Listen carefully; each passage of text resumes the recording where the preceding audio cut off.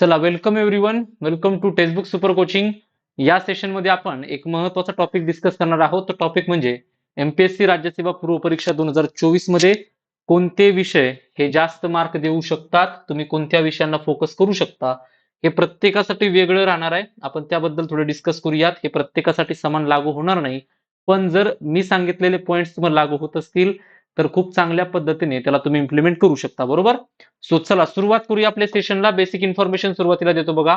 जर तुम्ही आपल्या वेगवेगळ्या बॅचेसमध्ये तुम्हाला एनरोलमेंट करायचं असेल तर 26 डिसेंबरलाच आपण एक महत्वाची बॅच लॉन्च केलेली आहे, एमपीएससी राज्यसेवा 2024-25 ही बॅच.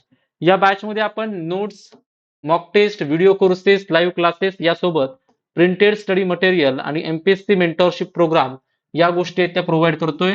जर तुम्हाला एनरोलमेंट करायचं असेल तर कोड यूज करा कॅपिटल मध्ये आणि तुम्हाला मॅक्सिमम डिस्काउंट या बॅच वरती मिळून जाईल. तुम्ही एनरोलमेंट करू शकता. चला जास्त वेळ तुमचा घेणार नाहीये, लगेच सेशनला सुरुवात करूया. टेलिग्रामला जॉईन नसाल तर टेलिग्रामला जॉईन करा सर्वांनी. आणि सर टेक्स्टबुक सर्च करा, तुम्हाला टेलिग्राम चॅनल या ठिकाणी मिळून जाईल. बरोबर. तर मेन जो टॉपिक आहे त्याला आपण डिस्कस करूयात. 28 एप्रिल राज्यसेवा पूर्व परीक्षा, आणि या पूर्व परीक्षेमध्ये कोणते विषय हे तुम्हाला जास्त स्कोरिंग पाहायला मिळू शकतात किंवा कोणते विषय राज्यसेवा प्रिलिम्सला जास्त स्कोरिंग राहतात. बरोबर. आता हे काय फक्त एका वर्षाचा म्हणजे अनालिसिस नाहीये किंवा एक वर्षाचा आपण पेपर पाहून आपण ठरवू शकत नाही. मागच्या आठवड्यामध्ये आपण 5 वर्षाचे पेपर अनालिसिस केलेला आहे. बरोबर. तर या अनालिसिस नंतर बघा काही पॉइंट्स मी तुम्हाला सांगतो, काही विषय सांगतो, त्या विषयांमधले काही पॉइंट सांगतो जे तुम्हाला जास्त स्कोरिंग ठरू शकतात. तुम्ही रिव्हिजन मध्ये यांना प्राधान्य देऊ शकता. पण परत सांगेल की हे तुमच्यासाठी पूर्णपणे लागू होईल की नाही हे तुमच्या विषय आवडीवरती ठरेल. बरोबर. बघा जनरली जर आपण जास्त म्हणजे मेजॉरिटी लोकांचा विचार केला तर कोणते विषय हे स्कोरिंग राहतात इतर सर्व विद्यार्थ्यांसाठी. कारण जर इतर विद्यार्थ्यांना ते स्कोरिंग असतील तर आपण त्यामध्ये कमी नाही पडलो पाहिजे. बरोबर.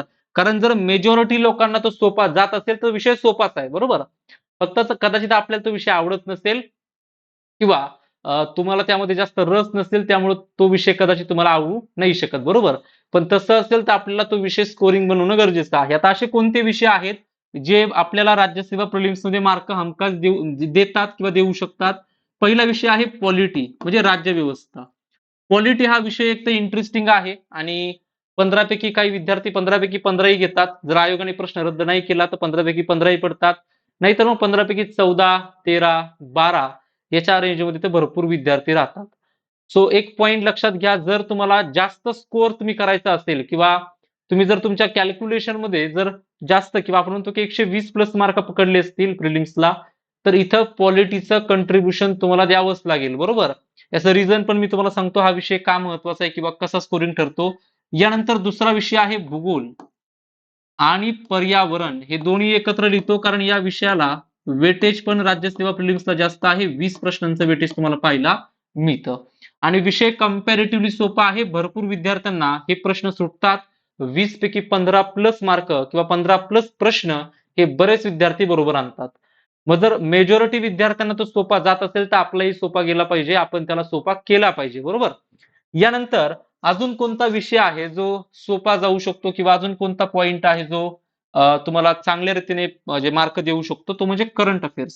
आता याला मुद्दाम मी इकडे लिहितो, काही लोक लगेच म्हणतील सर करंट अफेअर तर खूप अनप्रेडिक्टेबल आहे, मार्क आले तर येतात नाही तर येतही नाहीत. पण बघा व्यवस्थित जर स्ट्रॅटेजीने केला ना करंट अफेअर तर 15 पैकी 12-13 प्लस पण प्रश्न येऊ शकतात. ओके. असे कोणते विषय आहेत जे मार्क कमी देतात किंवा देऊ शकतात. आता हे प्रत्येकासाठी वेगळं राहील बरं का, तुमच्या अभ्यासावरती डिपेंड राहील की हा विषय तुम्हाला मार्क देईल का नाही देणार. कारण काही विषय जे आहेत ते खूप अनप्रेडिक्टेबल राहतात किंवा प्रश्न हे खूप वेगळे येतात, प्रश्न खूप अवघड येतात म्हटलं तरी चालेल, ऑप्शन मध्ये खूप कन्फ्युज करतात. असा विषय म्हणजे इकॉनॉमी काही जणांना सोपा जात असेल, नो डाऊट इकॉनॉमी सोपा आहे, पण तुम्ही जर पॅटर्न पाहिला, जर 2022 सारखे इकॉनॉमीचे प्रश्न पडले राज्यसेवा प्रिलिम 22 सारखे तर तो पेपर अवघड होऊन जातो. याचं रिझन काय आहे.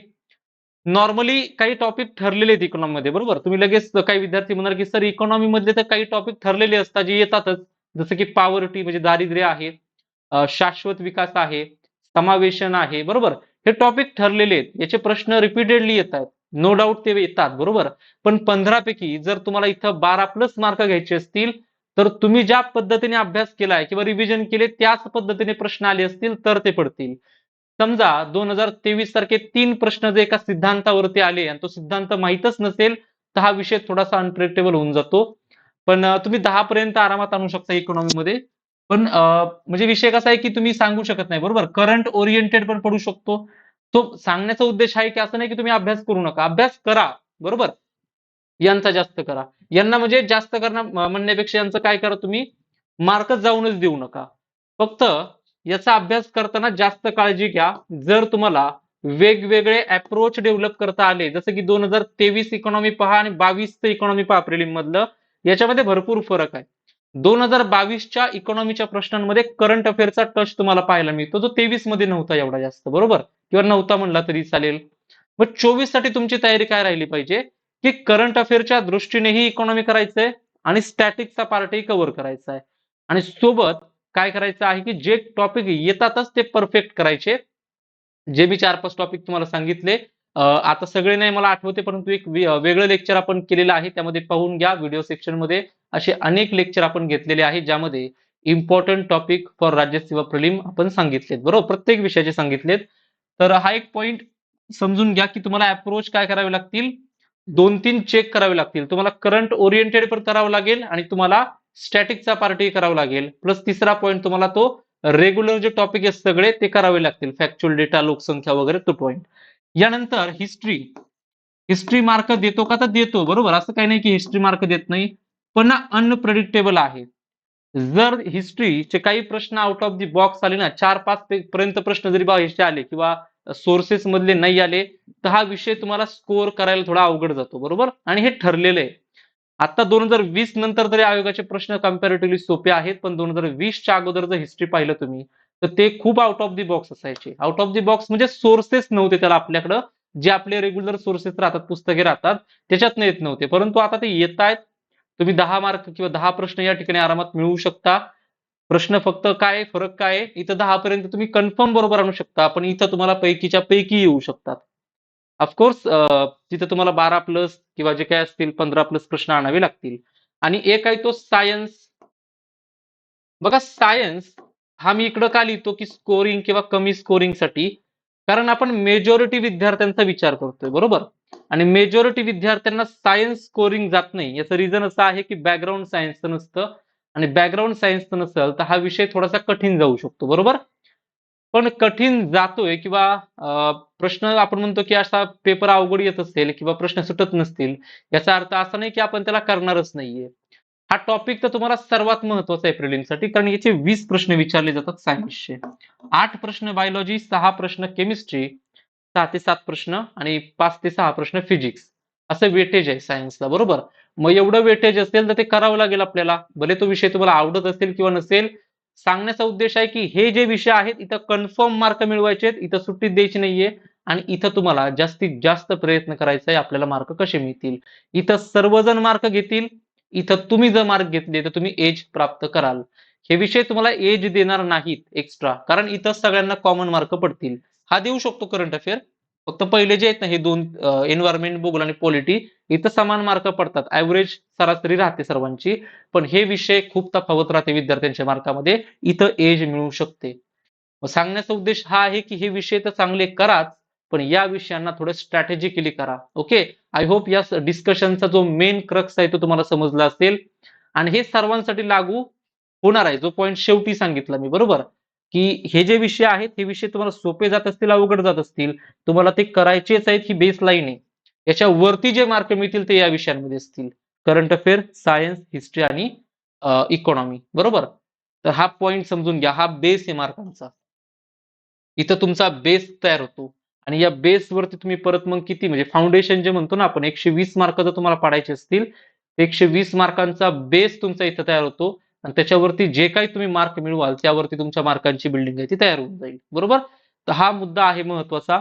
या व्यतिरिक्त बघा, प्रत्येक विषयामध्ये पण म्हणजे एक स्ट्रॅटेजी आहे, कशा पद्धतीने तुम्ही करू शकता. जसं इकॉनॉमीचं मी तुम्हाला म्हटलं, काही टॉपिक आहेत राज्यसेवा प्रिलिम्स साठी येतात, मेन्सला कदाचित ते नाही येणार, किंवा मेन्सला भरपूर टॉपिक आहेत, तर त्यातले सिलेक्टिव्ह टॉपिक आहेत जे प्रिलिम्सला येतात. तुम्ही अनालिसिस केलं असेल, तुम्हाला माहिती आहे इकॉनॉमीचे 15 प्रश्न आहेत, 15 पैकी 3-4 प्रश्न योजनांवरती असतात.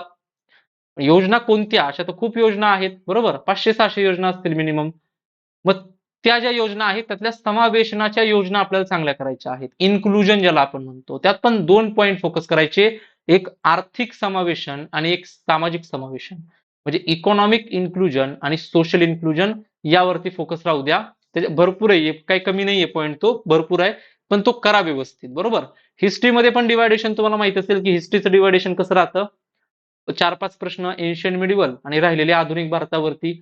त्यात पण काही महाराष्ट्राचे असतात थोडेसे. बरोबर. तर तो त्या अँगलने करा व्यवस्थित. सायन्स तुम्हाला माहितीये, फिजिक्सचे 5 ते 6 प्रश्न, केमिस्ट्री 6 ते 7 प्रश्न आणि 8 प्रश्न बायोलॉजी हे राहतात. बरोबर.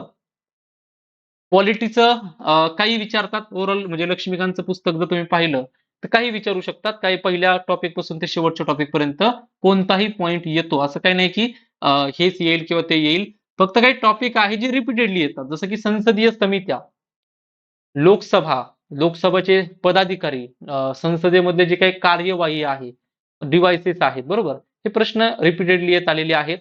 भूगोल विषयाचा विचार केला तर भूगोल विषयामध्ये 2 गोष्टींना महत्व आहे. एक म्हणजे प्राकृतिक भूगोल आणि एक म्हणजे भारताचा भूगोल.